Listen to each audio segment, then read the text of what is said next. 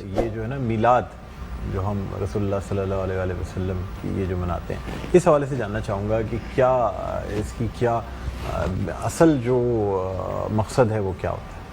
دیکھیں میں آپ سے عرض کروں کہ اکثر سوال کیا جاتا ہے کہ ہم میلاد کیوں مناتے ہیں، اور یہ بڑا عجیب و غریب سوال ہے. اصل میں یہ سوال بنتا نہیں.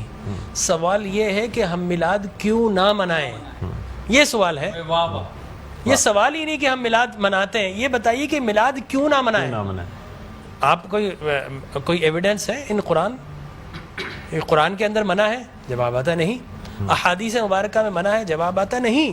کیا صحابہ کرام رضوان اللہ تعالی علیہم اجمعین نے منع کیا؟ جواب آتا نہیں. بڑی عجیب غریب بات ہے کہ آپ منع کرتے ہیں. اچھا جناب یہ دیکھیے کہ میں بڑے سادہ الفاظ میں بتانا چاہوں گا کہ اسلام کیا ہے. اسلام 4 چیزوں پہ مشتمل ہے. حضور نے جو فرمایا وہ اسلام ہے، حضور نے جو کیا وہ اسلام ہے، اور حضور نے جس سے منع کر دیا وہ اسلام ہے، اور حضور نے جس سے منع نہیں کیا وہ بھی اسلام ہے. لہٰذا اگر کوئی آج کسی چیز کو منع کرتا ہے، اس کا مطلب یہ ہے کہ وہ اسلام کے منہ میں اپنی بات ڈال رہا ہے. اب نہ اللہ سے بھول ہوئی نہ رسول سے بھول ہوئی. قیامت تک کی ساری ناجائز چیزوں کو قرآن مجید اور احادیث نبویہ میں بڑے بڑے بورڈ لگا دیے گئے کہ these are the prohibited thing, یہ حرام ہے، یہ حرام ہے، یہ حرام ہے. بڑے بڑے بورڈ لگا دیجیے. اور دیکھیں طریقہ اور اصول بھی یہی ہے کہ ہر جائز چیز کا نہیں بتایا جاتا. مثال کے طور پر اگر آپ کو کہیں جانا ہے تو آپ نے کبھی زندگی میں بورڈ نہیں دیکھا ہوگا کہ الاؤ ہے ادھر آ جائیے، نہیں، یہ کہیں نہیں لکھا ہوگا. ناٹ الاؤڈ ہوگا وہاں ضرور لکھا، جہاں ناٹ الاؤڈ ہوگا، پروہیبٹڈ ایریا ہوگا، وہاں پر بورڈ لگا ہوگا کہ یہاں داخلہ منع ہے. لہٰذا قرآن و احادیث میں بھی بڑے بڑے بورڈ لگا دیے، حرام، یہ حرام، یہ حرام. اور مجھے کہنے دیے ڈاکٹر صاحب، اللہ کا نبی بنیادی طور پر ہر جائز کام کروانے نہیں آتا. بالکل نہیں. دراصل اللہ کا نبی ہر ناجائز کام سے روکنے کے لیے آتا ہے. اگر جائز کام کی اگر جائز کام کروانے آتا اور جائز کی فہرست بندی تو قرآن 30 پاروں پہ نہیں 30,000 پارے بھی کم پڑ جاتے کہ یہ بھی جائز، یہ بھی جائز، یہ بھی جائز، یہ بھی فہرست، ایک پوری فہرست بن جاتی. کہاں تک ہم قرآن حفظ کرتے؟ لہٰذا قرآن کے اندر اللہ کو جو ناپسند چیز ہے ان کا بیان ہے، اللہ کو جو پسند ہے ان کا بیان ہے. ہر جائز چیز اللہ کا نبی کروانے نہیں آتا. اب اگر بنگلہ دیش کے لوگ رہنے والے اگر پوری زندگی اگر چاول کھاتے اور مچھلی کھاتے، ان سے یہ نہیں پوچھا جائے گا باجرے کی روٹی کیوں نہیں کھائی، تم نے گندم کیوں نہیں کھایا، تم نے فلاں نہیں کیا، نہیں پوچھا جائے گا. اگر اسی طرح پاکستان کے رہنے والے مچھلی روزانہ نہ کھائیں تو ان سے نہیں پوچھا جائے گا کہ یہ بھی تو اللہ کی غذا تھی، جائز تھی، تم نے یہ کیوں نہیں کھایا. نہیں، ہر جائز چیز اللہ کو مطلوب نہیں ہے. اللہ کو مطلوب یہ ہے کہ ہر ناجائز کام سے روکا جائے. لہٰذا اللہ کے پیارے حبیب نے قیامت تک کی ساری ناجائز چیزوں سے منع کر دیا. نہ اللہ سے بھول ہوئی معاذ اللہ، نہ رسول سے بھول ہوئی. دین مکمل ہو گیا. اب اگر کوئی یہ کہتا ہے کہ یہ ناجائز، یہ بدعت، اس کا مطلب یہ ہے کہ کیا تجھ پر وحی نازل ہو گئی؟ باب نبوت تو بند ہو چکا ہے، اب تو کس بنیاد پر کر رہا ہے؟ دیکھیے اب کس بنیاد پر تم منع کر رہے ہو.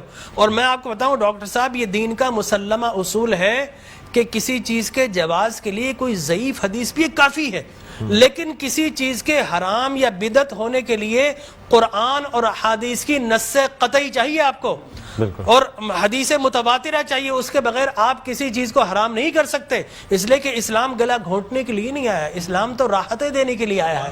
لہٰذا جو ناجائز چیزیں تھی اسلام نے وہ منع کر دی 1400 سال پہلے. اب اگر کوئی کہتا ہے کہ جناب آپ میلاد کیوں مناتے ہیں، تو میں کہتا ہوں یہ سوال ہی نہیں. بڑے احمق لوگ ہیں جو جائز کی دلیل مانگ رہے ہیں. ارے بھائی دلیل تو ناجائز کی ہوتی ہے، لہٰذا آپ ناجائز کی دلیل دیجئے کہ قرآن میں منع کیا کہ احادیث میں. بلکہ اب میں یہ کہتا ہوں اس بات کے بعد آپ قرآن پڑھیے. اللہ تبارک و تعالی نے 5 نبیوں کا میلاد قرآن میں بیان کیا ہے. حضرت آدم علیہ الصلوۃ والتسلیم کے میلاد نامے قرآن کے 5 رکوع پر متفرق. پہلا واقعہ ہی میلاد نامہ آدم ہے. فرشتوں کو جمع کیا، میں آدم کو پیدا کرنے والا ہوں. کیا کریں؟ سیلیبریشن کرو. آدم کی ولادت کا موقع، نفخت فیہ من روحی فقعوا لہ ساجدین. جیسے ہی میں یہ آنکھ کھول دے، یہ پیدائش ہو جائے، ولادت ہو جائے، تو تمہیں کیا کرنا ہے؟ اس کو سجدہ کرنا ہے. اللہ تبارک و تعالیٰ فرماتا ہے کل مجمعون الا ابلیس. سارے فرشتوں نے سیلیبریٹ کیا، آدم کو سجدہ کیا سوائے ابلیس کے. تو معلوم یہ ہوا کہ جس نے میلاد منایا اللہ نے اسے نورانی قرار دے دیا، اور جس نے انکار کیا اللہ نے اسے شیطانی قرار دے دیا. سبحان اللہ، سبحان اللہ. لہٰذا اسی طرح میں 2 منٹ بس، اسی طریقے سے سورہ قصص میں حضرت موسیٰ علیہ الصلوۃ والتسلیم کی میلاد نامہ اللہ نے 28 ابتدائی آیات میں بیان کیا، اور حضرت یحییٰ علیہ الصلوۃ والتسلیم کا میلاد نامہ سورہ مریم میں کیا سلام علیہ یوم ولدا، سلام ہو یحییٰ پر کس دن؟ جس دن وہ پیدا ہوئے۔ لہذا نبی پیدا ہو رہا تو اللہ سلام بھیج رہا ہے۔ اور پھر حضرت عیسیٰ فرماتے والسلام علیک یوم ولدت و یوم اموت و یوم ابعث حیا، سلام ہو مجھ پر جس دن میں پیدا ہوا۔ سرکار نے فرمایا، اور پھر اللہ تبارک و تعالی نے ووالدین وما ولد کہہ کر حضور کے میلاد کو بیان کیا، اور حضرت مریم کی میلاد کو اللہ نے سورہ آل عمران میں بیان کیا۔ پھر سرکار نے فرمایا کہ میرے غلام الجمعۃ عید للمسلمین، لوگ کہتے ہیں 2 عیدیں، تیسری عید مل گئی۔ حضرت عمر بن خطاب سے پوچھا کہ یہ الیوم اکملت لکم دینکم، یہ آیت ہمارے نبی پر نازل ہوتی تو ہم 2 عیدیں مناتے، ہم تو بطور عید مناتے۔ حضرت عمر نے حضرت ابن عباس دونوں سے احادیث فرمایا، میاں تم ایک عید کی بات کر تو ہماری تو 2 3 عیدیں تھی اس دن۔ وہ یوم عرفہ تھا مسلمانوں کی عید کے دن، وہ جمعۃ المبارک تھا مسلمانوں کی عید کے دن، وہ تکمیل دین کا دن تھا، وہ مسلمانوں کی عید کا دن ہے۔ لہٰذا یہاں پر تو پہلی، دوسری، تیسری، چوتھی، 5ویں نہ جانے کتنی عیدیں۔ اور صحیح مسلم کی حدیث مبارک رسول اللہ نے 5 عیدیں بیان فرما دی، ایام تشریق، یوم نحر، اس کو سرکار نے عید قرار دیا۔ لہٰذا معلوم یہ ہوا کہ سرکار دو عالم، اور پھر میں عرض کر رہا تھا کہ آدم پیدا ہوئے، فرمایا الجمعۃ عید للمسلمین، جمعہ مسلمانوں کی عید کا دن۔ فرمایا رسول اللہ کیوں؟ فرمایا فیہ خلق آدم، اس لیے کہ اس دن تمہارے باپ آدم پیدا ہوئے۔ معلوم ہو آدم پیدا ہو تو عید کا دن، اور جس دن فخر بنی آدم پیدا ہو ہزاروں عیدوں کا عید۔ یہ عید بھی ہے اور یقینی طور پر جشن بھی ہے۔ دیکھیے حضرت عیسیٰ ابن مریم علیہ الصلوۃ والتسلیم پیدا ہوتے نا، اللہ تبارک و تعالی حضرت مریم کے پاس پینے کے لیے کچھ نہیں تھا۔ اللہ فرماتا وَحُزِّ إِلَيْكِ بِجِذْعِ النَّخْلَةِ تُسَاقِطْ عَلَيْكِ رُطَبًا جَنِيًّا، اے مریم گھبرا مت، اللہ کے میرا نبی آنے والا، اس کی ولادت ہونے والی ہے، یہ سوکھا ہوا درخت ہے، اس کو ہاتھ تو لگا۔ حضرت مریم جیسے ہی ہاتھ لگاتی ہے، اللہ تبارک و تعالی میلاد عیسیٰ کی خوشی میں اس کو ہرا بھرا کر دیتا ہے، وہ پانی جاری و ساری کر دیتا ہے۔ تو اللہ تبرک بھی دیتا ہے، اللہ تبارک و تعالی اسے سیلیبریٹ بھی کرتا ہے۔ تو یقینی طور پر میلاد النبی صلی اللہ علیہ وسلم کے اگر جواز کی آپ بات کریں گے صبح ہو جائے گی، میں قرآن سے بھی بیان کرتا رہوں گا، میں احادیث نبویہ سے بھی بیان کرتا رہوں، لیکن ناجائز کی ایک دلیل اگر کوئی ہمیں دینا چاہے تو ہم موجود ہیں میٹرو ٹی وی پر، کوئی ایک دلیل ہمیں دے دے۔ لوگ کہتے ہیں بدعت بدعت، یہ بدعت، او بھائی بدعت ہر نیا کام بدعت نہیں ہوتا، ہر نیا عقیدہ بدعت ہوتا ہے۔ لہذا وہ سمجھے ہی نہیں، ہر نیا کام بدعت نہیں ہے۔ میں آپ کو ثابت کر دوں، ہر نیا عقیدہ بدعت ہے۔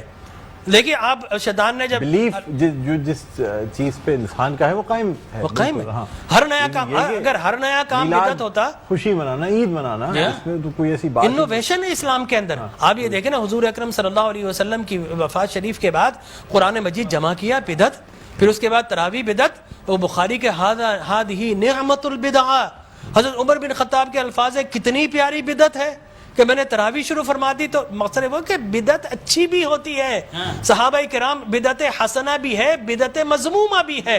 اور مذمومہ بدعت کیا ہے؟ اچھی چیز کو مٹا دینا، اور بدعت حسنہ کیا ہے؟ کسی اچھی کام کا جاری کرنا۔ فرمایا من سن سنتا حسنتا فلہ اجرھا واجر من عمل بها الی یوم القیامہ، جو کسی اچھی سنت، اچھے کام کو جاری کرتا ہے، اس کے بعد قیامت تک اگر لوگ اس کام کو جاری رکھیں تو اس بگنر کو اللہ تبارک و تعالی اجر و ثواب عطا فرماتا ہے۔ سبحان اللہ۔ ہماری ٹرانسمیشن کا